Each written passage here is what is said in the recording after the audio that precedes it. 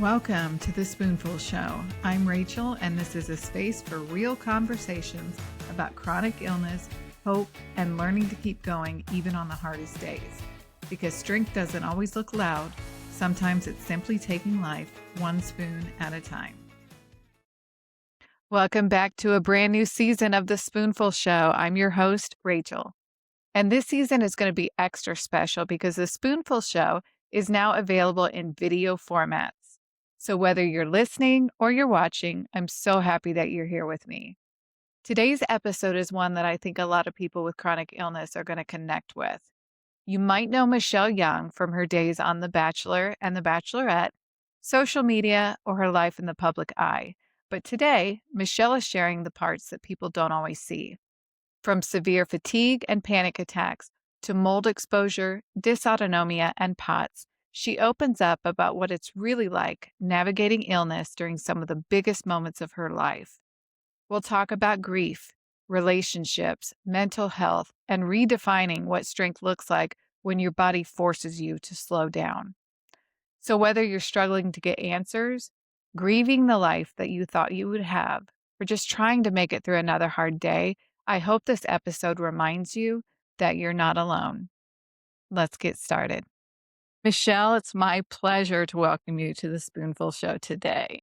Thank you so much. It's nice to be here and nice to meet you. We're going to start here kind of at the beginning of your chronic illness. So you recently said that your chronic illness journey began after severe mold and mycotoxin exposure, which ultimately led to your diagnosis of dysautonomia and POTS.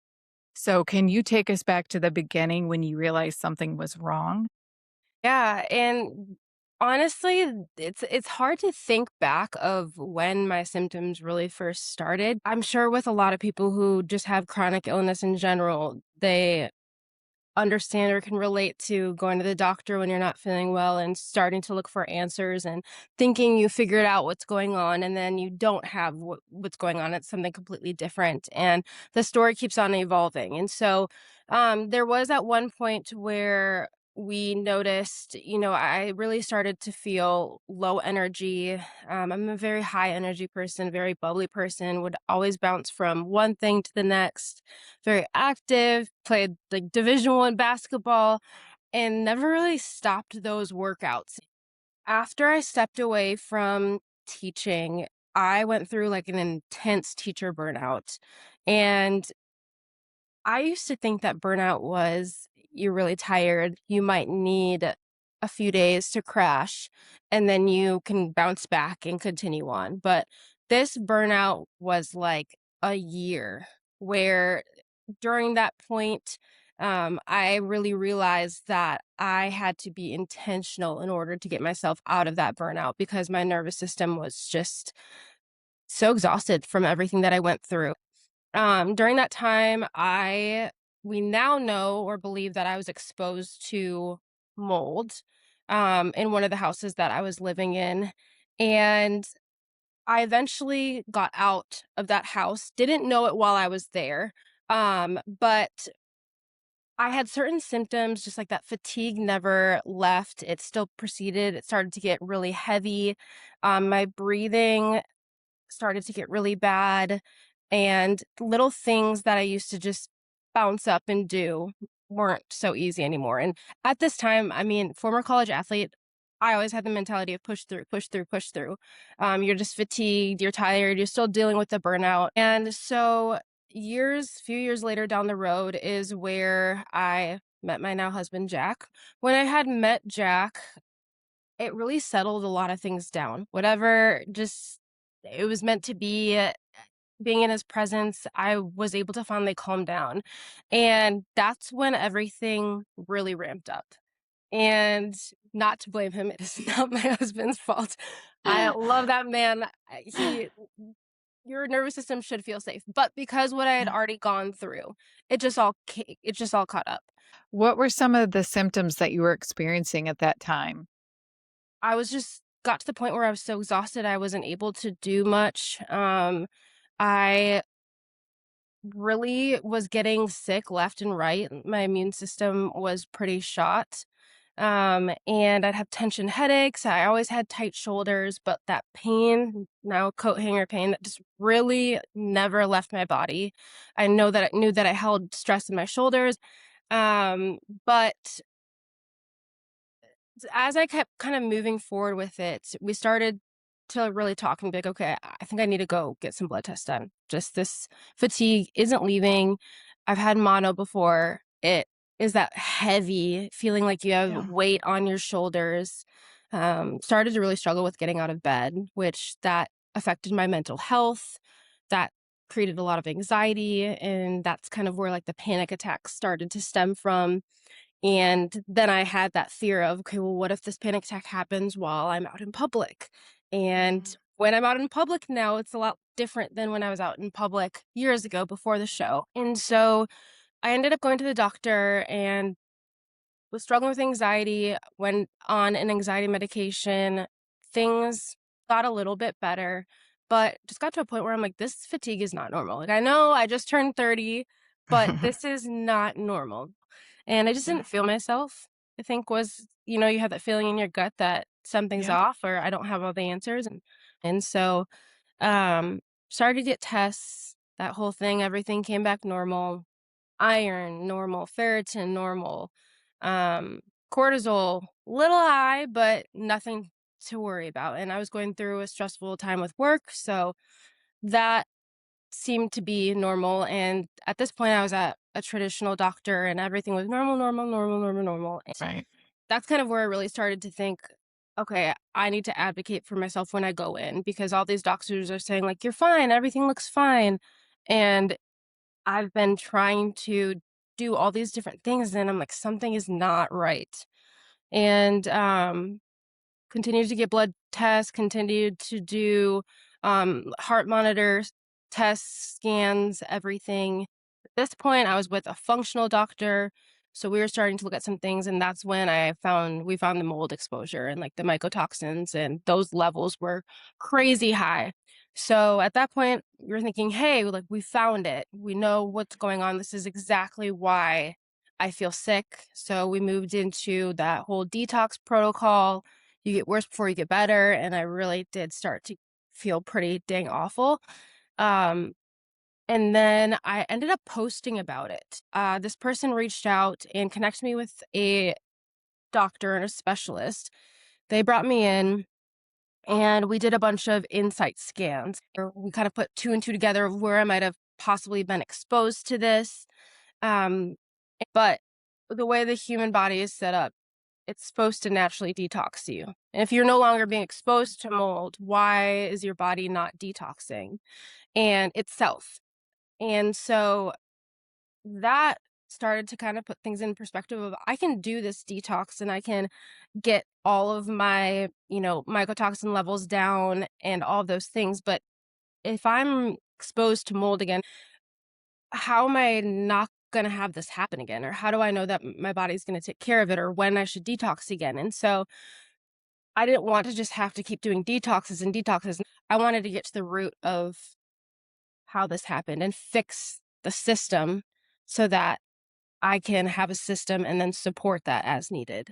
A system that's functioning correctly and then support that as needed. I love that you're trying to get to the root of the issue and not just treating the symptoms. Tell me about these scans and how they work. They're able to check so many different things on such a deep level. They can see how your nervous system is talking to each other, and if things are aligned, certain areas along your spine that has to do with the autonomic part of your nervous system, with how things are signaling to each other. Are they signaling correctly? Are they sending the right signals? What's out of line? Are your both of your sides balanced? Certain areas that have trauma along your spine, and the area that has trauma or showing different things is a lot of times like relates to your symptoms or relates to things that you're experiencing or conditions. And I think the coolest thing or that really stuck at that time, well, I guess it's not cool, but made sense with me, resonated with me, is that I was seeing how much energy my body was putting out. And my energy was my number that I started with was like in the 300s. And to give you an idea, if you take an average person who's healthy and they do these scans and it can detect how much energy your body is able to put out, it's 6,000 is the average. And I was at like mid 300s, and 0 is like you're not you're Right. not alive.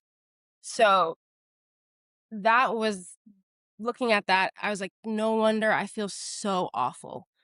I ended up going into this program where I was getting adjusted 5 times a week. We started off super, super heavy. Every 12 adjustments, I would do insight scans again, and you would are able to see. I don't know, I'm talking in past tense Right. because I'm still continuing Right. to do this. It's been pretty amazing to see just by November how much my body has changed. And by no means am I outside sprinting around, running marathons or anything like that. But you can kind of see and feel like your body Yeah. healing. And my energy is starting to go up. It really does still fluctuate. I do still get flares. I do have a lot of my pot symptoms right now, but they are starting to significantly reduce and hopefully will start to disappear because where mine is coming from is just complete dysregulation and having Right. dysautonomia. And so, it's been like a very eye-opening experience of just learning about my body and having life change so much for me and not being able to push through or just pushing through looks a Yeah. lot different. It is awesome to see just these different pathways that are being built, and we're kind of just retraining my brain, retraining my body so that it's sending the correct signals and being able to put steps in the right direction to basically build more resilience That's good. and retrain a lot of things and hopefully get to a point where I'm not dealing with these symptoms and I'm able to live somewhat of like a normal life. You talked a little bit about the symptoms, but what exactly is POTS? You know, your heart and your blood flow are not working correctly, essentially. And with that comes this whole range of symptoms. So for me personally, I experienced, panic attacks. I experienced um nighttime, like night sweats at points, dizziness, fatigue, crazy fatigue, um, just the anxiety. I think at the beginning was just what was so hard that I was kind of shocked that it wasn't necessarily like an anxiety disorder. It was actually stemming from the POTS. I think that's something that's not looked at a lot, but I really struggle with hydration, things like standing up and your blood pressure drops and your blood's not able to pump, your heart's not able to pump that blood through your body as a normal average person would. So that's, your lightheadedness that's coming in here. A lot of people faint. I will say I'm very lucky that I have not dealt with the fainting. Um, and so that has not been something that's been for me, but I will, my eyesight does like go black. I know to squat down and my body can kind of then reboot a little bit so that I don't pass out, which I'm very grateful for. But there's just a range of symptoms, and it's a part, POTS is basically a part of dysautonomia. Dysautonomia is an umbrella term. So it's dysregulation of the autonomic nervous system. So autonomic meaning automatic, things that your body automatically does, things that you can't control. So, like your heart beating, speeding up and slowing down, those features that you don't have necessarily control of. And so, when that's dysregulated, a lot of these symptoms are coming from that. I think I've had to do a lot of research myself. And then this new specialist that I'm with, they've been able to teach me a lot. You were dealing with so much during these major life events. How did you navigate wedding planning while also feeling so awful? There was that adrenaline of like being really excited about that. So there's times where like I had boosts of energy. Um, but during that time I started to really get back into the like not being able to get out of bed. And my biggest enemy was truly like the fatigue. We thought about pushing it back, but I'm very competitive. I'm motivated person, so I'm like, I'm gonna get healthy. I'm not pushing this back. And I think it's hard when in those situations and you talk to other people like what's going on, and I think we all wrote it off to wedding stress. So made it through my wedding barely. Was out of commission for about 2 weeks, where it was so hard to eat. I had to get several IVs to even get me out of bed after the wedding. I had that wedding crash, which a lot of people have, but I had it on a much different level. And I was like, everyone really feels like this?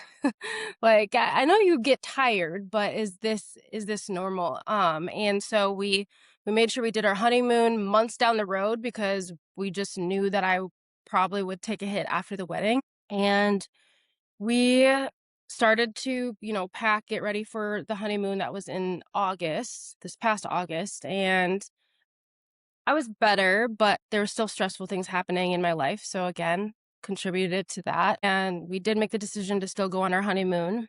And we ended up coming back from that 7 days early because I got to the point where I couldn't do it. And Jack and I just both looked at each other at one point and he was like, we need to go home. And I don't think I would have said, I think I would have tried to push through because I didn't want to, you know, impact him and affect his trip and his experiences. And while we were in the Amalfi Coast and at the hotel, I just must have looked sicker than I thought, or he just knows me very well. And he's just was like, we can't go for it. We have to go home. So we rerouted. I came home. I got like 2 IVs the moment I got home, or 2 full bags of liquid. And my face was like greenish yellow. How would I describe my current state? Functioning ish. And that's being pretty generous.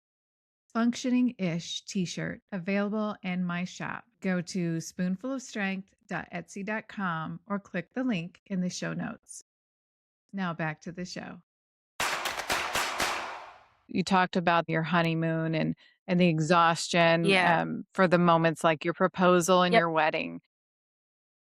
What was it like emotionally to try and hold joy and illness at the same time for these monumental moments in your life?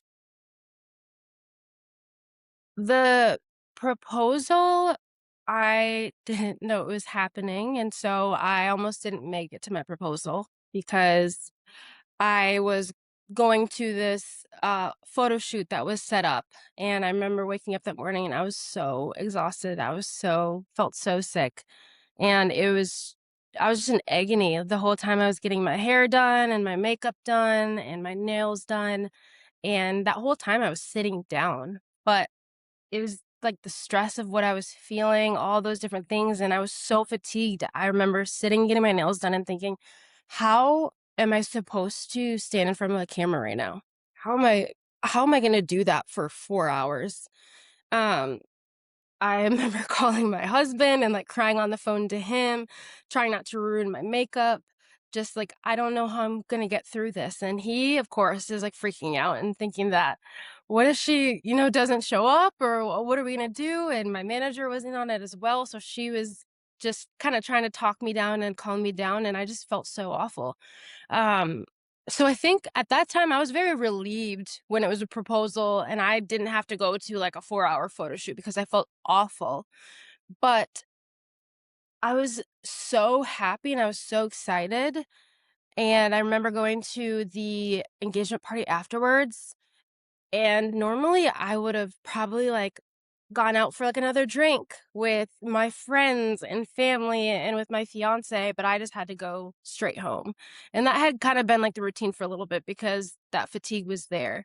Same thing with the wedding day. I think I was really just in survival mode, so I just pushed through. I kinda put my head down and I did what I had to do and got through it, and I think the grief of it came afterwards. Of Once I got the diagnosis, it was more so that's where the emotions were of like, I didn't get to enjoy this to the full extent.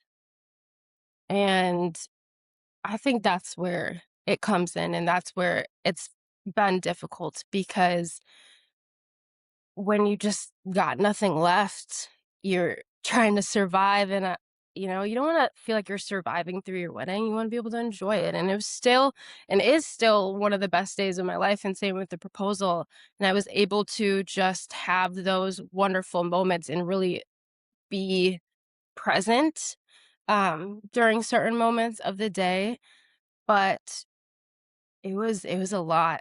It was a lot for me, and I think I go back and forth. I think for a little bit, it was hard for me to look at pictures just because I could tell or I could see it in my eyes of, like, I really could tell I was exhausted Yeah. there. But also you could tell how happy I am, like the genuine happiness. And it was a wonderful day. That's what we wanted it to be. It went as what like smoothly as possible. We knew the universe knew that Yeah. we could not handle any like That's bumps awesome. or anything. Poured right before the ceremony and stopped the moment the sun came out, right when we were getting married. It was amazing. So I think the grief of it all really came afterwards. Um, and still now at times is I think having that, situation with the honeymoon and having to leave that early, it's these two big events in your life that you hope only happen once or you experience, and we're gonna have to redo a Yeah. honeymoon. We talked about that. We're like, we're gonna redo that when I'm healthy and I'm able to walk all over Europe. Yeah. So that's what I'm mentally holding on to and kind of training for is okay, I'm gonna get healthy so that we can do this again. We're gonna go back to Italy. We're gonna redo Italy. We're gonna do it when I'm healthy, when I can enjoy it, and try not to hold like too much guilt from having to Yeah. come home. You've mentioned grief a couple times, and a lot of us with chronic illness, that's familiar territory for us. The almost grieving the life that you had, the healthy life that you had, and looking forward to unknowns of where am I gonna be in 5, 10 years. Do you have grief of looking at your life and seeing how much it's changed? Yeah, I still probably really struggle with that. I don't know if I guess time will tell. I don't know if it's something that ever goes away. I think it probably depends on where your chronic illness is at.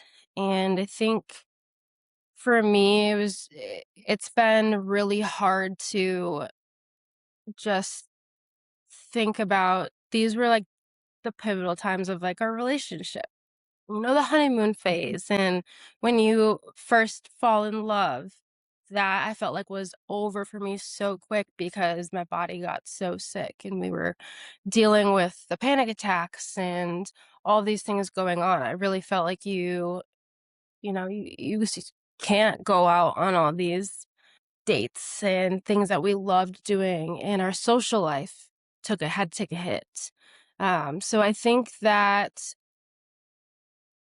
in those moments, again, I was in survival mode, and when you feel awful, like, you don't want to be out, but the moments where I'm not in survival mode is almost where that grief comes in because I'm able to think about it. I think I've started processing it, but I also try not to stay in it too long because of where it puts me mentally and the stress of not knowing what the future is gonna look like, and I'm 32, about to turn 33. I thought I would have had kids by now, but now I'm dealing with this and really have to get my body healthy to a certain very stable state if kids would play a role in the future. And so those are things that really can drive a person, but on the hard days, those are things that can really weigh heavy on a person. And so I'd say it flows depending on the day, but my husband, Jack, he's been so wonderful just having those conversations with me so I don't have to hold it inside because I did for a little bit. And again, it's like that's not what I wanna do if I'm wanting and so that I can truly genuinely heal. And there's a lot of isolation that comes that I think people who don't experience this, uh, don't understand and can maybe empathize, but you really just don't know how heavy that feeling can be until you're in that situation. Yeah, you're exactly right. I mean, it can be a very lonely place, and there's a lot of days where I know for me, sometimes the mental part of it is is hurting more than the physical parts of it. Yes. And so how do you take care of your mental health while also focusing on your physical health as well? I think I'm still working on that part of really figuring out or maybe catching myself earlier of not letting that and sitting in that. It's hard because if I was struggling mentally before, what would I do? I'd get up and go do something. And whether it's go hang out with a friend or go grab a bite to eat or go, shopping, just get out of the house. And it's such a deal, or, you're having all these symptoms when you're in that place mentally. You don't necessarily have the energy to get up and go do something. So for me, a lot of times it's putting my phone down, and not getting stuck in that scrolling pattern of just seeing everything that's going on and understanding like that's okay if I put it down and trying to build some type of routine for me at home with whatever that looks like. So reading, really taking part of that. I genuinely enjoy creating and editing, and it's really nice that like my creativity with things has been coming back. And so I think that's what I try to jump into and really focus on because that's hard. Those days are hard, and I've also spent a lot of time sitting and my thoughts spiraled until where I couldn't even control them, and it was just awful. And I also tell myself like I refuse to do that to myself again. Like I refuse to allow my brain to spiral like that. Have a little more control over it. I have to have that positive self-talk and be kinder to myself, and I have to give myself permission to relax. It's okay that I'm laying down and I watched another movie. It's okay if I have to slow down to this degree or cancel those plans or reschedule or whatever it is.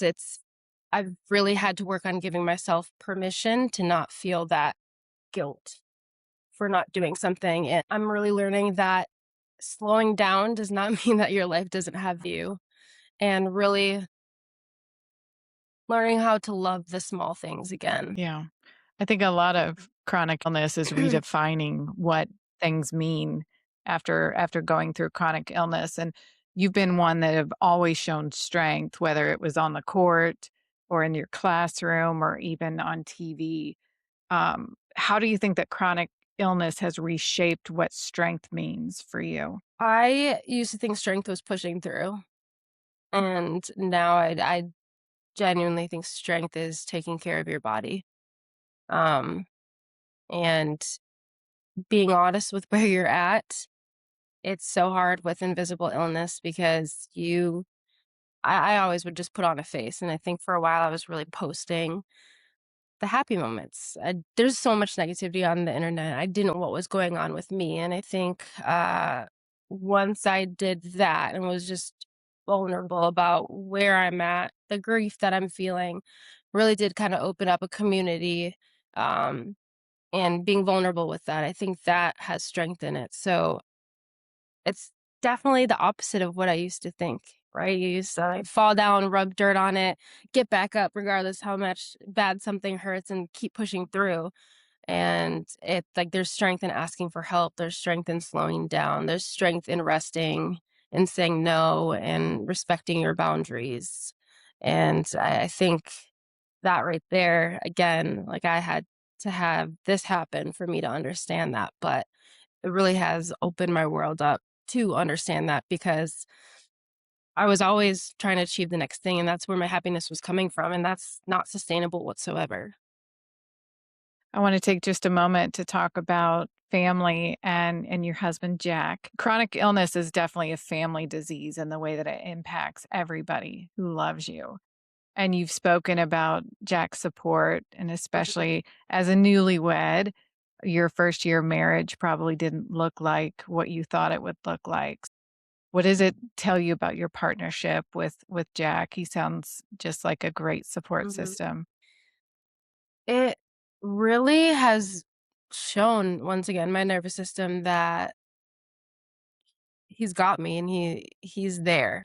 Chronic illness, you really do only keep the people around you that have healthy energy, that understand what you're going through, um, and that are there for you and stick life looks different, and they have to understand the canceling and the rescheduling, not take that personal, the delayed responses with texting. When it comes to family, it's same thing, and, I mean, even Jack has had to give up a lot at times where his friends were going on a trip and he decided to stay home, to help me, to take care of me. And so um he's just really taken ownership of those things and really trying to understand what's going on. And not saying it's been all perfect, like roses. Right. I don't want to say roses, but flowers and everything. um it challenges you, like, because it's a lot and you have to find a balance where both parties have to accept this new type of life. And he grieves as well. He grieves the life that he thought he was going to have. And I could choke up and cry about this. We're not going to go there today. But, like you feel bad and you give them an out, and he's obviously, he doesn't take it. We talked about that, but you feel bad. So sorry. Clearly it's still there. But yeah, so he's been amazing. And he's just been, I don't know. I firmly believe you have, with chronic illness and you have a spouse who's next to you or partner, they are either going to help you or they're going to make it worse. And so, your environment at home has to be very healthy to heal or to prevent flare ups. And there's a lot of things that have to happen, and life just changes. And he doesn't blame me for it. And he's full of energy, love, is singing around the house as he always does, is embracing the small things, celebrating that I got up and was able to do the dishes and not be out of breath, like, things like that. It's just we both kinda had to go back to, like, the bare bones of it, and he's really stepped back with that with me, and, I would 100% do the same thing for him, so it's I've been really Yeah. grateful. Don't have the fear that of abandonment or that he's gonna leave. I think that's something with what I went through before, of somebody switching up like that. I don't know if it's a weird thing of you go through things to kind of also, like, heal you, and he's been very healing for me, so That's so wonderful. I'm with you. I've had that conversation and I've had the conversation of you didn't sign up for this. Like you didn't mhm, ask for this. And his response has always been, well, you didn't sign up for it either. So, right, it sounds like Jack's a good one and a good one to hang on to. yeah, And I'm happy that you have that support. That means, yeah, a lot yeah. to have We that. picked a good one. Yep, yep, definitely. So looking back over the last 2.5, 3 years, how has this all changed you? Ooh, I think it's just changed my perspective on life. The things that I felt like were important aren't so important anymore. I think I've learned just a lot of different lessons and, like I said, what I value and the people around me, um, how precious a healthy body is. And it's also really given me perspective. I think I've had such a weird feeling as I've been going through this of like, I'm meant to go through this. I don't know why. That really stinks when, you really feel awful.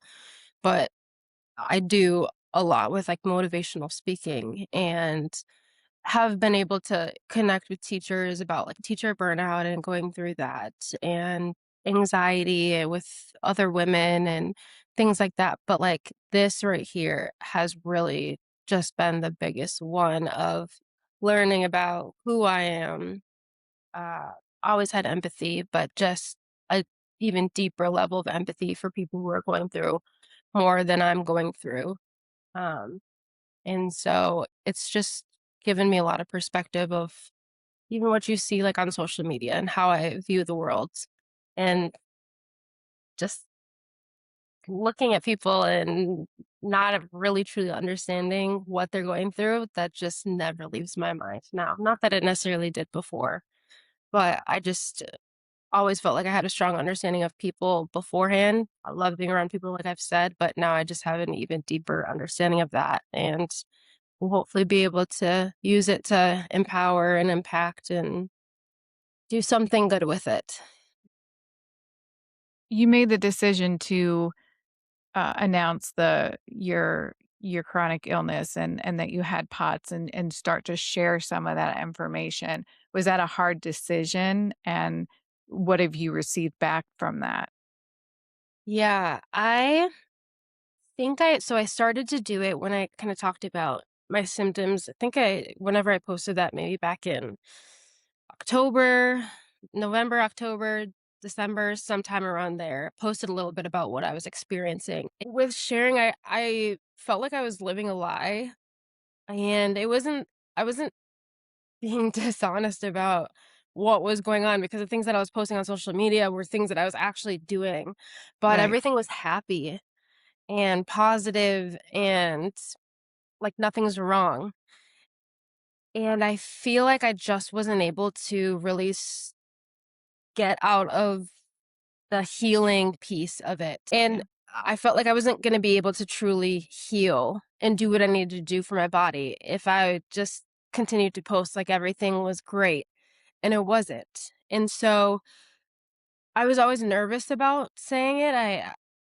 I felt like it was a message that needed to be shared because I'm like, there's got to be more than one person that's dealing with this. And it just has had this experience of going to the doctor and the frustration of not being able to figure out what's going on. And mine lasted, a few years, but some people do this for years and there's misdiagnoses and all of this. And so I definitely was nervous about how people are going to respond to it, especially because with invisible illness, like it's pretty good at being invisible because we're great at masking it and looking fine and showing up and faking the energy, but, um, I just didn't want to not be believed, I guess, I think was my biggest fear, but there was, like, a massive outpouring of support, and so I posted, I put my phone down, me and Jack turned on a movie, and then I picked my phone back up, and just the amount of messages.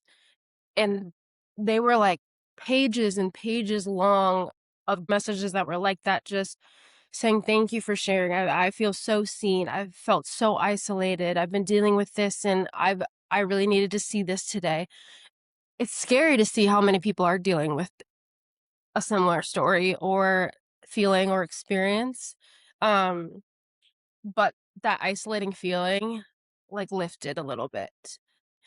That helped with the grief and the isolating feeling because I just didn't feel so alone in that, and it was really nice to talk to people who were just there and understood without even, like, saying anything, or they just get it, and so that was really encouraging, and to just be able to tell my story as it is, as it's happening, and not have to pretend that everything is great, we got married, everyone wants to hear about the honeymoon, everyone wants, the babies to come right away and all this stuff, and, like, I would love for that to happen in that order exactly like that, but that's just not what's going on here, and so, to just put that out there was a huge relief, and I'm happy that it's been received with support. Yeah. It's been nerve-wracking. It's still nerve-wracking as I Yeah. post, you know? Yeah. I will say I think there's something special about the chronic illness community. There's just no judgment. It's just outpouring of love, and even people who don't have POTS may have a different illness. It's Mhm. like the chronic illness umbrella that we all deal with, the fatigue and all of these similar symptoms and the struggles of getting diagnosed and all of that. The chronic illness community, social media has been wonderful to me, And I really feel like there's something really special Yeah. there. So as we kind of close out here, what is your message to listeners who may be struggling, maybe not specifically with POTS, but struggling with either getting the diagnosis or dealing with the diagnosis? And what do you want them to hear right now? I think the biggest thing that I really needed through all of this is for someone to tell me that it's okay to rest and it's okay to slow down, and how productive you are does not determine your value, your worth, how much you get done in a day. It it's nothing to feel guilty about. Like, you existing is enough. And hearing that on really hard days or at the beginning of this, I think would have saved a lot of pain, because as your life changes, of course, you want to be out doing all these things that you love doing. And there's some hurt and pain that comes with not being able to do those things. But I felt like I wasn't worthy. I felt like I was lazy. I felt like all of these other really harsh emotions, and that led to like such negative mental health and self-talk, because I felt like I wasn't getting anything done. Like, you are something, you are perfect exactly as you are. Everything you get done on this earth is a bonus. You are wonderful as you are. And that's, I think, a huge piece of how to take care of yourself, is that it's okay to rest. Doesn't matter how many days, how many hours, it's okay to rest. I agree. That's great advice. And if people want to follow along with you on your journey and stay connected with you, can you tell us where they Yes. can do that? You can find me on Instagram and TikTok at Michelle Young with 2 L's. I can't thank you enough for being here with me today, and thank you for sharing a lot of the parts that people don't see. Um, and so I just really appreciate you being here. It's made my day just to sit Oh, here and thank talk you. with you. It's been really So, nice to speak with someone who understands, and can just even tell just by the I've been on a few podcasts, right? But just with somebody who has gone through similar things, you can just tell by the questions that are asked and the intention behind them. I really appreciate. So oh, that's so thank you for that. nice. Thank you. This conversation with Michelle really is going to stay with me for a while, especially the reminder that so much of us who are living with chronic illness happens in the quiet, in the parts a lot of people don't see. If you saw yourself in any part of this episode, I hope that it reminds you that you're not alone in this. And this is exactly what the Spoonful Show is about: real conversations with people who understand what it's like when life shifts in ways that you don't expect. Next week, we welcome Amy Kurtz, author of But You Look Fine, Trapped in the Hell Between Sick and Well, and How to Break Free. And she's going to be on again with us to talk about this new book. And again, thank you for saving some spoons to be with me today. I really appreciate it. And until next time, take care. Just a quick reminder, everything shared here is based on personal experiences. Please consult your doctor for your own care.